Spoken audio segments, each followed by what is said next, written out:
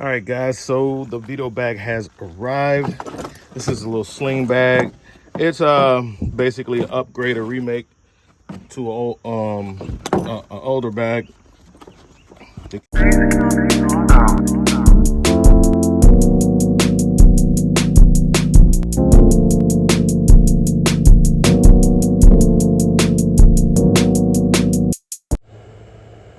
That's right, guys, we got it in. I got it all loaded out for you. Let's check it out. All right, so this is it. It's the Veto Pro Pack 2 bags at work, Blackout edition. My first Blackout bag, guys. Let's check out how I have it loaded out. This came in the mail yesterday. The only complaint that I have for the bag is the bottom. It doesn't have the traditional hard bottom. So, you know, we're used to seeing, that's kind of like a hallmark of a Veto bag, that bottom. And they could have put a little more into it to where they, since you're doing the blackout and you're changing stuff on the bag that already exists, why not improve upon it a little more by putting the bottom on it? That's all I'm saying.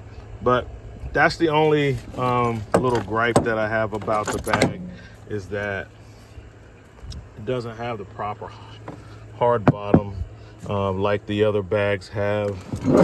And, you know, but let's take a look at the Loadout in spite of that. All right, guys, so here's everything laid out for the Veto bag, which I'm calling a diagnostic bag. It's gonna be the first thing I grab when I get out of the truck. A very light and modest Loadout. Very compact.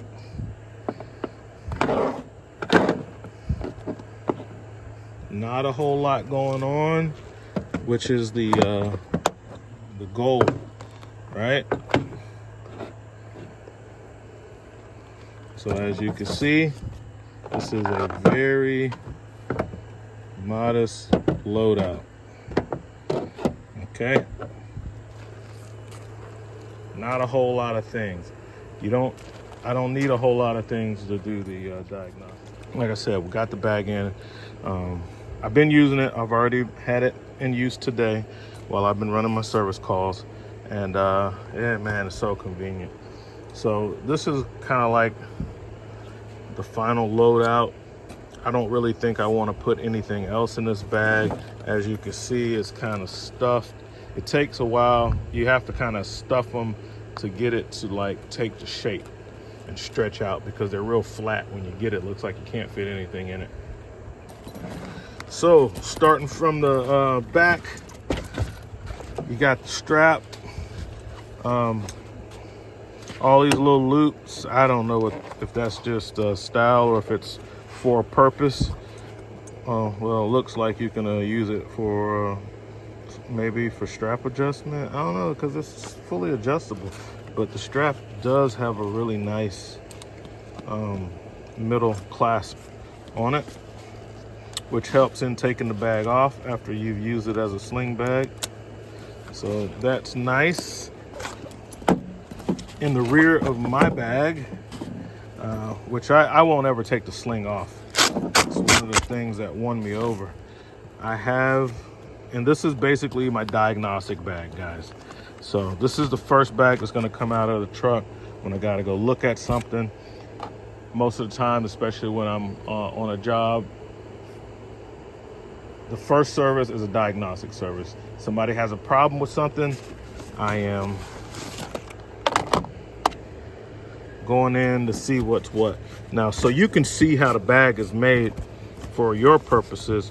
There is like 2 pockets right here. I'm not using any of those pockets because my cassette, my Lang test leads, they're taking that up, right? So I can't really fit anything else back here. All right. It has the rafter hook for you guys that might use that. I mean, I could hang this from a ladder, It doesn't have to be a rafter, you know, I can hang that from my ladder rung or something like that as well. Over here on this side, I got a pair of pliers. Yeah, these are snap-on. These are like the high leverage pliers, the ones that they show at the penny or whatever. But these pliers do really have a really good high leverage. I need to oil them up and stuff like that. So we have those pliers there. On the opposite side, I have another pair of snap-on pliers. All of these pliers are made in USA. The USA is like way under there. But as far as the model numbers, like they just laser etch this stuff and it rubs off. So it's just a really small pair of pliers, kind of like the straight. So they're a little bit smaller than a pair of Nip-X Cobras because they're straight. Okay, and I keep those little Cobras in my pocket at all times, and for some reason these get used a heck of a lot. The numbers, even though it's just printed on there, it stays on there. So far, I expect that it will eventually rub off. Got a pair of Icon cutters over here.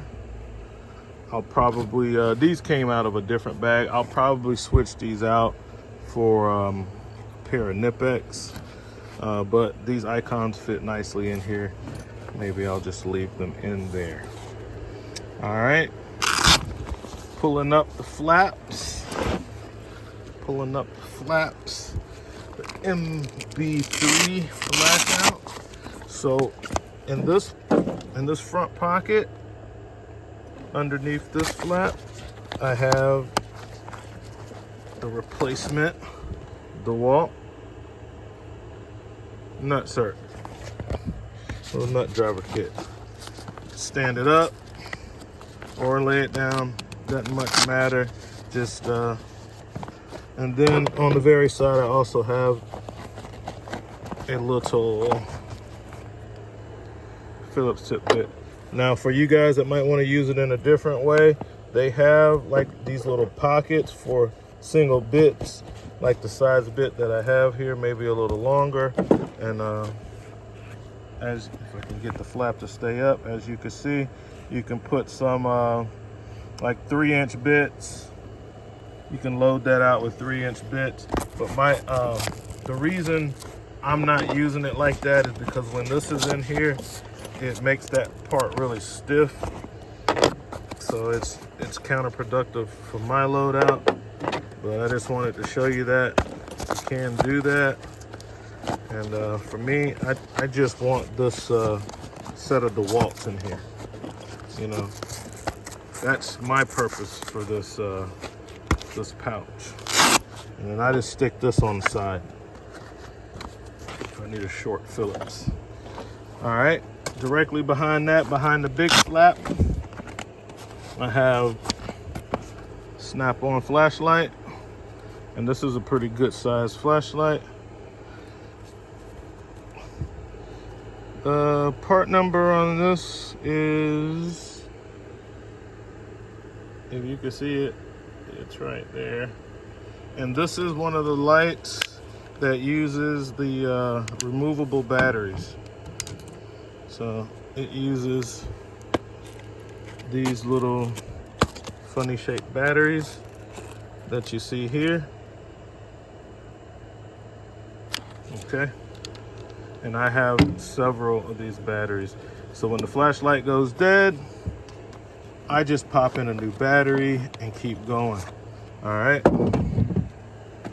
Then I have my newly put together bit set, and these are Warrior Harbor Freight bits, these colored ones. This is a Blue Point extension. This is a I don't know who makes this, 3/8 chuck. We got a double square Phillips and a number 2 square.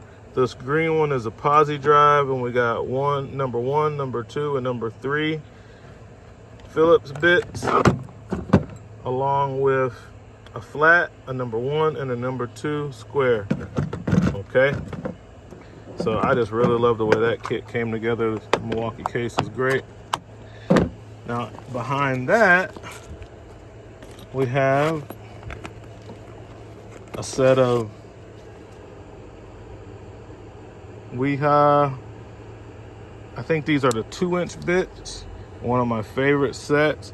So now there's my Torx. So you see, I didn't have any Torx in here, but I got them in shorts, and I also have short Phillips. And if I need them to be longer, I have that blue point extension in here to where I'm very much covered, you know, on the bits. See, so I really don't need this kind of like mid-length. It's longer than the 2-inch bits, but it's about a little less than half the size of the 6-inch bits. I really don't need that in here, and I'll probably take it out because I forgot I had this whole kit in here. So this is the main purpose of this bag, is just to hold my drill and its accessories. Then we got a snap-on magnetic, strong magnets, snap-on magnetic pad instead of a tray, because space is a premium and this is a smaller bag, a very light loadout. So this little pocket here, you know, everything is sharing the space of the main body. So the more bulge you put in one part, the less you have in another part. Okay, so that's the front of the bag.